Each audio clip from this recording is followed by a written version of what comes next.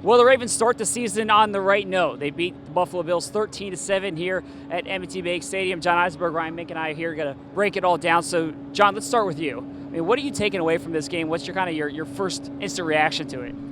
Well, my instant reaction, I mean, it's sort of my job, big picture. I think there was so much on the line here today for the Ravens, I feel like. Even though they're favored and they're at home, really needed to win this game. I mean, a loss to Buffalo would have gotten, after last season, would have gotten stuff off on the wrong foot. And so it's a huge win. I can't remember a bigger win by the Ravens in a couple of years. I mean, they really needed to win this game. The defense led them. And, you know, to me, there's lots of stuff we can break down, but they had to win this game. And they did win the game. Right. And I think one of the things to break down, the defense. I mean, this defense absolutely pretty much shut down Buffalo for most of the day. Yeah, I mean, they shut them out in the second half.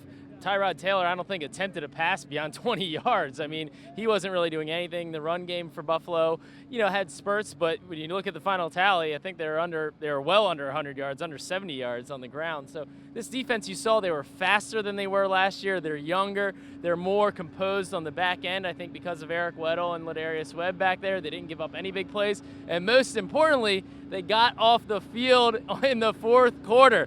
3 and out on the Bills' final series. That's huge. Yeah, the other thing, too, is, you mentioned faster. How about faster on the offensive side of the ball, too? I mean, there's big play threats on this team, and we saw it with Mike Wallace, and that's something that the Ravens just didn't really have last year. They didn't have that speed threat. 66-yard touchdown was a perfect way to debut here in Baltimore. Perriman catches a big play on his first play. So I think that there's a lot to be excited about, but there's still room to grow. Obviously, the passing game still kind of needs to iron some things out, and there's some steps to be taken, I say, over the course of the next few weeks. Yeah, I think a really good sign is, yes, the passing game, obviously, everybody saw today, it struggled to a large degree. But did you see what Joe Flacco was doing? He was throwing to guys that weren't necessarily open.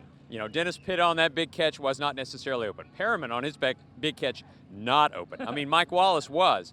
However, and if you go back to that Super Bowl run, that's what he does. You trust your receivers. You throw up those 50-50 balls. You expect them to make plays.